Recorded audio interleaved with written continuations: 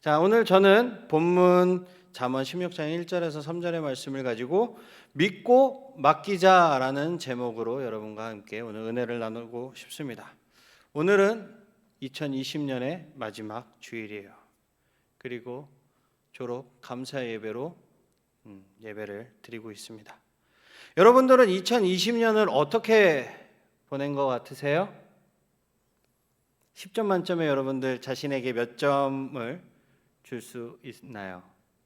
우리 몇 점 줄 수 있어? 자신에게 5점. 우리 서준이는 자신에게 몇 점 줄 수 있을 것 같아? 5점. 딱 반이네. 하율이는 몇 점 줄 수 있을 것 같아? 4점. 예은이는 3점. 점점 점수가 내려갑니다. 그만 물어봐야겠어요. 큰일 났네. 그래서 마지막이라는 것은 항상 새로운 출발과 연결이 되어 있어요. 마지막이라고 해서 모든 것이 끝나는 것이 아닙니다. 마지막은 항상 새로운 출발과 연결되어 있습니다. 물론 그렇다고 해서 불교에서 이야기하는 것처럼 항상 똑같이 되풀이된다라는 것은 아니에요. 기독교의 역사는 불교처럼 계속 돌고 도는 것이 아니라 처음이 있으면 끝이 있다라고 가르치고 있습니다.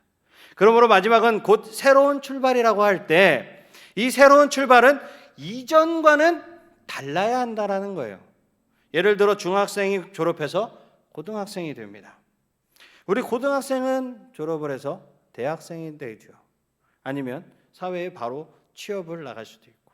하지만 학생이라는 말 앞에 이 중학생이나 고등학생이나 대학생이나 모두 학생이라는 것은 동일합니다. 하지만 학생이라는 말 앞에 다른 말이 붙어 있다는 것이 중요하죠. 그냥 학생이 아니고 중학생이고 고등학생이고 대학생인 것이에요. 다시 말하면 중학생은 언제나 초등학생보다는 더 나아야 된다는 거죠. 고등학생은 중학생보다, 대학생은 고등학생보다 나아야 한다는 겁니다. 이런 점에서 새해를 눈앞에 두고 이 마지막 주일을 보내는 우리와 이제 졸업을 하는 중3, 고3 친구들, 이전보다는 더 나은 모습으로 살아갈 수 있기를 주님의 이름으로 축복합니다. 아멘. 여러분, 대학생에게 가장 수치스러운 말이 뭔지 알아요? 바로 아직 고등학생 같다라는 이야기예요. 외모가 아니라 그냥 말하는 것이나 생각하는 것이 그렇다라는 겁니다. 어른도 마찬가지예요. 청년에게, 다 큰 어른에게 꼭 아이와 같이 행동한다라는 말은 정말 수치스러운 말이죠. 더 나아가지 못했다, 내가 더 발전하지 못했다라는 뜻입니다. 그러므로 한 해를 마무리하며 새해를 맞이하게 되는 우리 모든 온라인으로 예배드리는 모든 성도님들과 우리 온라인으로 예배드리는 친구들과 여기 현장에 있는 모든 우리 사랑하는 친구들, 이제 졸업하여 새롭게 시작하는 우리 모든 학생들에게 내년에는 올해보다 더 성숙한 삶을 살 수 있기를 주님의 이름으로 축복합니다. 아멘. 이런 점에서 오늘 말씀은 더욱 그 성숙한 삶을 살기를 소망하는 우리에게 주시는 하나님의 지혜의 말씀이라고 볼 수 있을 것 같아요.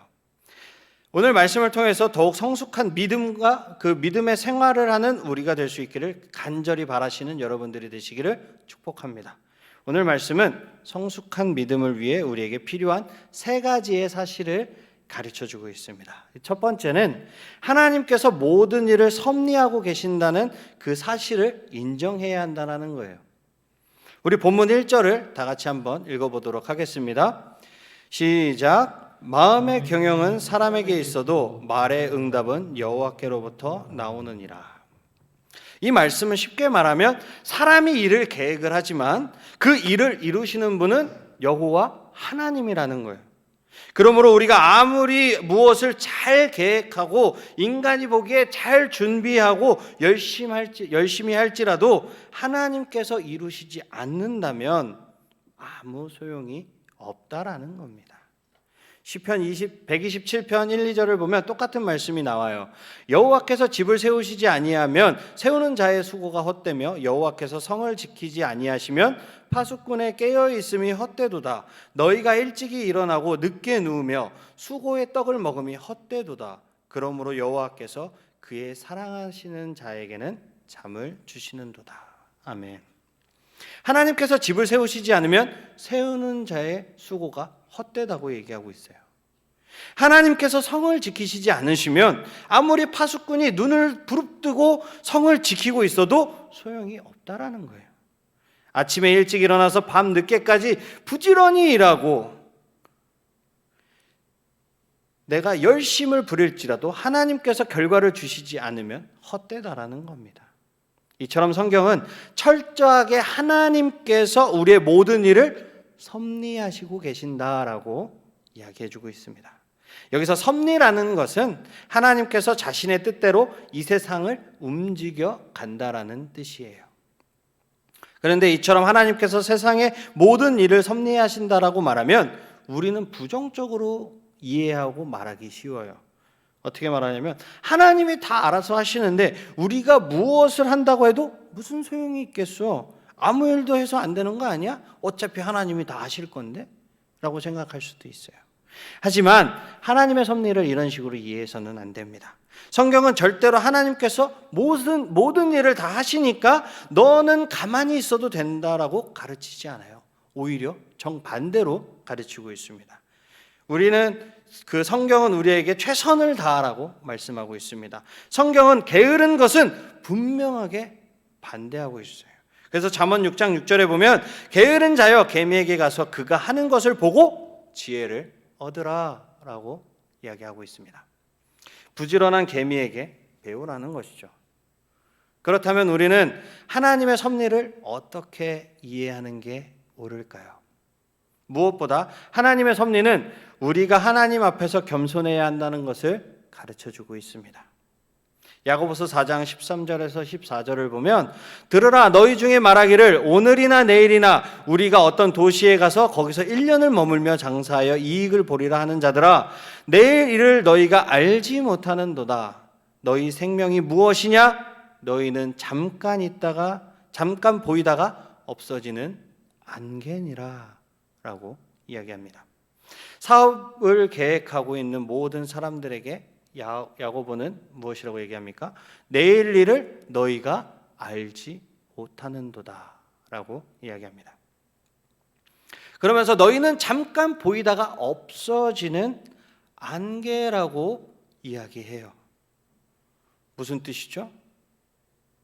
너희가 마음만 먹으면 무엇이나 할 수 있는 것처럼 생각하지 말라는 거예요.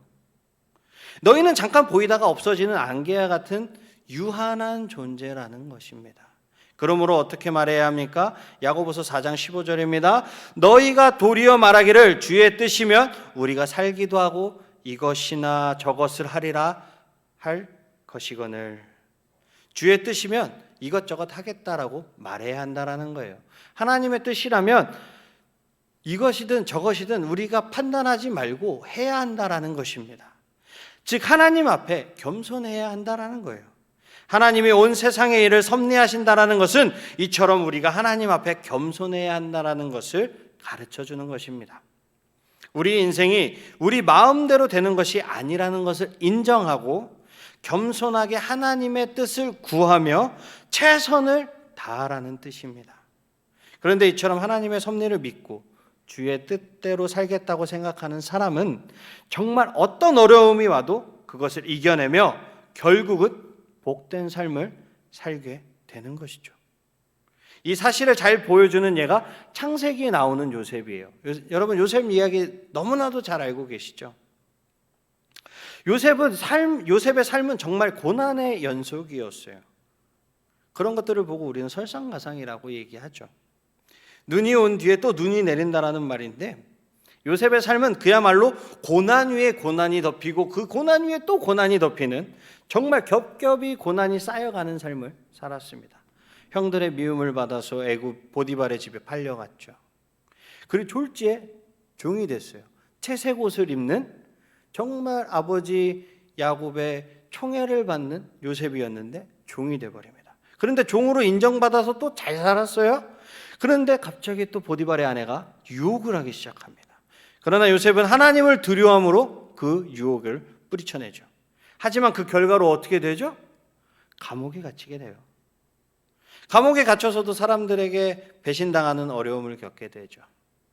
우리는 요셉이 애굽의 총리가 되었다는 사실만 생각하다 보니까 요셉이 얼마나 어려운 시절, 그 힘든 시절을 보냈는지 잘 기억하지 못할 때가 많아요. 요셉이 종으로 팔려갈 때 나이가 17세였습니다. 17세. 지금 고등학교 1학년이죠? 17살이면.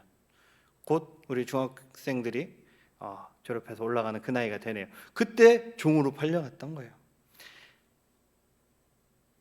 그럼에도 불구하고 요셉은 그 고난 가운데서 절망하지 않았습니다. 포기하지 않았어요. 다만 있는 자리에서 언제나 충성을 다했어요. 보디발의 집에서 종으로 살 때는 최선을 다해서 종으로서 섬겼고, 억울하게 감옥에 갇혔을 때도 최선을 다해서 그곳에서 섬겼습니다. 나중에 총리가 되었을 때도 마찬가지죠. 그는 최선을 다해 총리의 일을 행했습니다. 그래서 7년 가뭄이 왔을 때 요셉은 애굽과 그 주변 모든 나라의 사람들을 구원하는 놀라운 일을 할 수 있었던 거죠. 그런데 요셉이 이처럼 어려움이 연속으로 올 때도 절망하거나 포기하지 않고 끝까지 자신의 일에 최선을 다할 수 있었던 비결이 무엇일까요? 그것은 요셉이 하나님의 섭리를 믿었기 때문입니다. 요셉은 이 세상의 모든 일을 하나님이 섭리하신다라는 것을 분명히 믿고 있었던 거예요. 그렇기에 그는 더욱 더 자신의 일을 행할 수 있었던 겁니다. 최선을 다할 수 있었던 거예요. 하나님께서 결국 선한 결과를 주실 것을 믿었기 때문에, 지금 자신이 하는 일이 결코 헛되지 않을 것을 믿었기 때문입니다. 그러므로 우리는 하나님의 섭리를 믿어야 합니다. 아멘. 그리고 겸손한 마음으로 주님의 뜻을 구하며 지어진 일에 최선을 다해야 하는 거예요. 그럴 때 하나님은 우리의 삶에 매우 풍성한, 아주 풍성한 열매를 주실 것입니다. 하나님의 섭리를 믿는다면 어떤 어려움이 와도 절망하지 않을 수 있어요. 결과는 하나님께서 주실 것이기 때문이죠. 하나님은 이렇게 섭리를 믿으며 주어진 일에 최선을 다하는 우리를 기뻐하십니다. 그리고 귀한 열매를 주셔요. 그러므로 하나님의 섭리를 믿음으로 겸손한 태도로 최선을 다해 우리에게 주어진 일을 감당하는 우리 모두가 될 수 있기를 주님의 이름으로 축복합니다. 아멘. 그리고 둘째로 하나님께서 우리의 마음을 보신다는 사실을 알아야 해요. 우리 2절의 말씀을 다 같이 한번 읽어보도록 하겠습니다. 시작.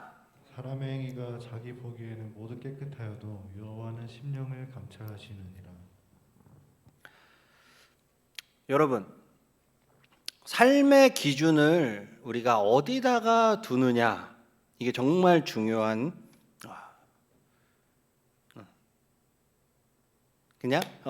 정말 중요합니다. 제가 그 뒷말을 순간적으로 까먹었어요. 정말 중요해요. 기준을 엉뚱한 곳에 두면 결코 발전할 수가 없어요.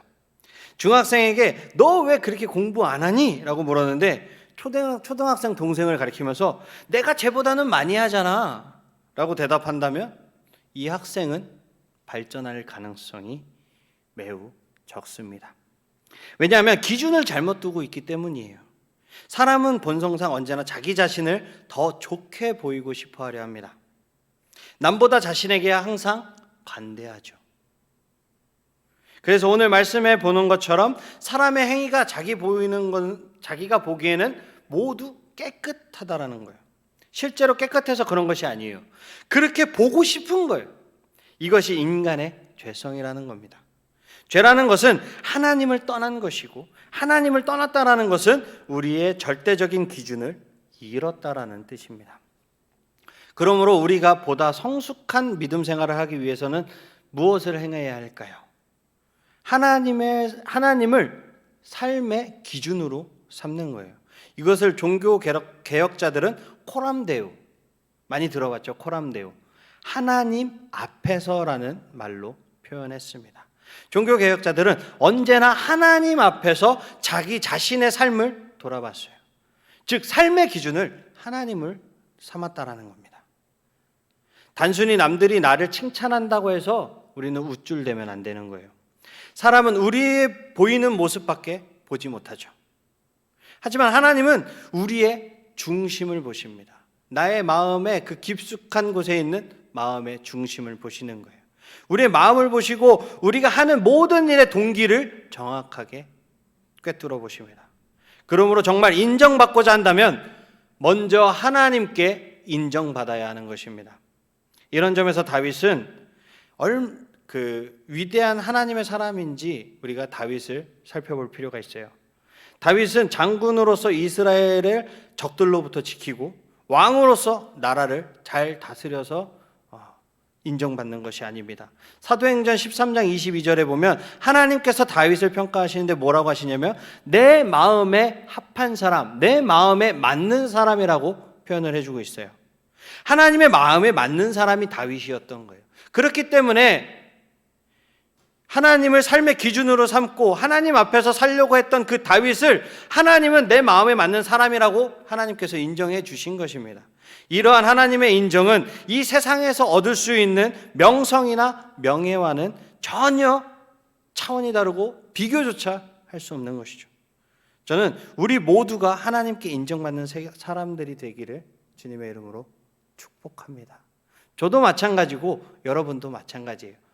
남에게 인정받는 것도 물론 좋겠지만 사람에게 인정받는 것도 좋지만 제일 먼저 하나님에게 인정받는 우리 모두가 되기를 주님의 이름으로 축복합니다.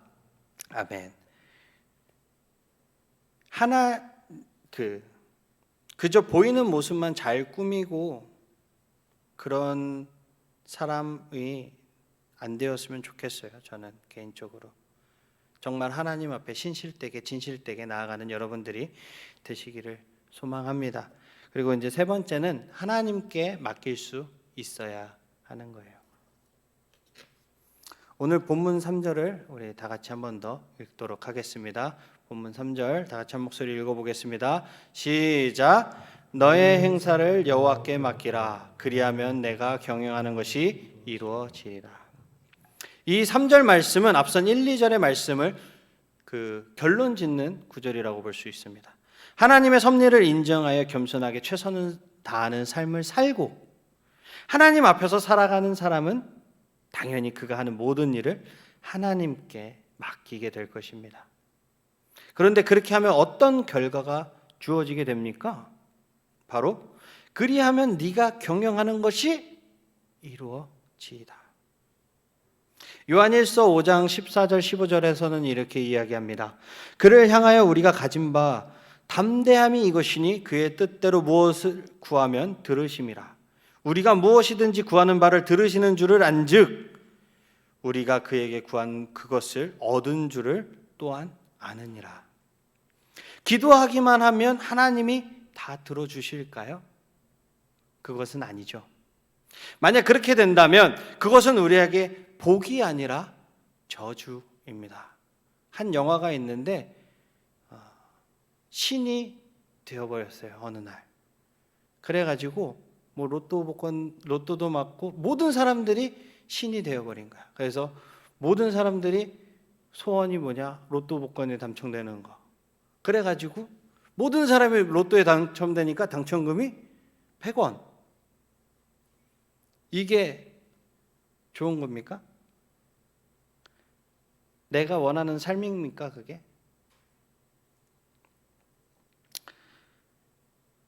우리가 이런 것들이 유익하지 않다라는 것은 왜 그러냐면은 우리는 무엇이 우리에게 유익한지 모르기 때문이에요. 그러나 하나님께서 우리에게 100% 응답하시는 기도가 있어요. 그것은 하나님의 뜻대로 구하는 기도입니다.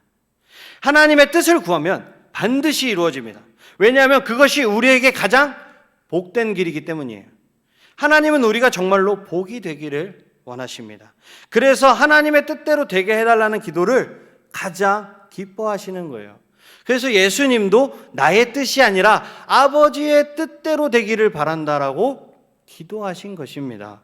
하나님의 뜻대로 구한다는 것은 하나님께 맡긴다라는 것입니다. 하나님께서 가장 복된 길로 인도해 주실 것을 확신한다라는 거예요. 그럴 때 오늘 말씀처럼 하나님께서 우리가 경영하는 일을 이루어 주실 것입니다. 아멘. 말씀을 정리하도록 하겠습니다. 올해 마지막 주일을 보내는 우리 모두와 졸업하는 우리 모든 학생들이 오늘 주신 말씀을 마음에 잘 새길 수 있기를 소원합니다. 그래서 내년은 올해보다 더욱더 믿음으로 살아갈 수 있기를 축복합니다. 하나님의 섭리를 믿고 겸손하게 최선을 다해 살아가는 우리 모두가 되시기를 주님의 이름으로 축복합니다. 또한 하나님 앞에서 하나님의 인정을 받는 삶을 사시기를 주님의 이름으로 축복합니다. 마지막으로 하나님께 모든 것을 맡기시기를 바랍니다. 하나님의 뜻을 구하시기를 바랍니다. 그럴 때 하나님은 반드시 우리의 삶을 복되게 하실 것입니다. 우리 하나님께서 우리 모두에게 더욱 성숙한 믿음을 주시고 더욱 복된 길로 우리를 인도해 주시기를 저는 여러분들 간절히 축복합니다. 아멘. 축복합니다. 아멘. 우리 찬송가 384장 주님 앞에 찬양하도록 하겠습니다.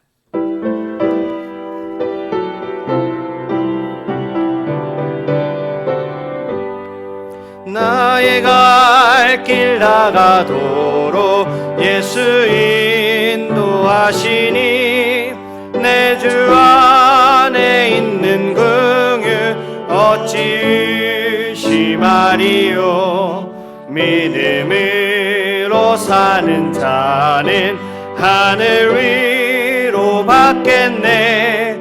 무슨 일을 만나든지 만사 형통하리라. 무슨 일을 만나든지 만사 형통하리라. 나의 갈 길 나가도록 예수 인도하시니 어려운 일 당할 때도 족하는 해주시네. 나는 심히 고단하고 영혼 매우 가라나. 나의 앞에 반석에서 샘물 나게 하시네. 나의 앞에 반석에서 샘물 나게 하시네. 나의 갈 길 나가도록 예수 인도하시니 그의 사랑 어찌 큰지 말로 알 수 없도다. 성령 감화 받은 영혼 하늘 날아갈 때에 영영 부를 나의 찬송 예수 인도하셨네. 영영 부를 나의 찬송 예수 인도하셨네.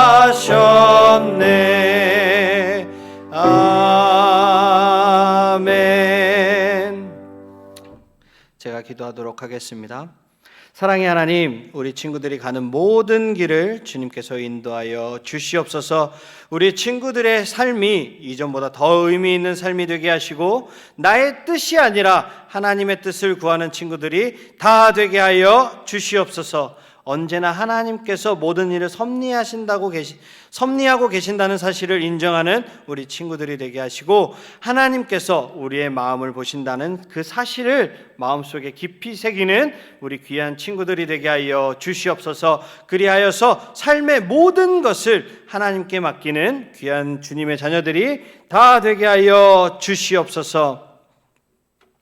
나는 너희를 치료하는 여호와라고 말씀하신 하나님, 이 시간 주님의 말씀에 의지하여 주님 기도합니다. 이 시간 기도하는 우리 친구들 병든 몸을 치료하여 주시고 회복시켜 주시고 모든 질병은 사라지게 하여 주시옵소서. 모든 육체는 강건하게 지켜 주시옵소서. 평강의 하나님, 마음의 소원이 있어 아버지 하나님 주님 앞에 기도합니다. 주님, 우리 친구들의 모든 문제를 해결하여 주시옵소서. 학업의 문제를 해결하여 주시고 모든 고민들을 이 시간 주님의 뜻대로 해결하여 주시옵소서. 부모님과의 문제들, 친구들과의 문제들, 그리고 나 자신과의 문제를 주님 앞에 올려드리오니 주님께서 우리 친구들의 마음을 위로하시고 만지시고 회복시켜 주시옵소서.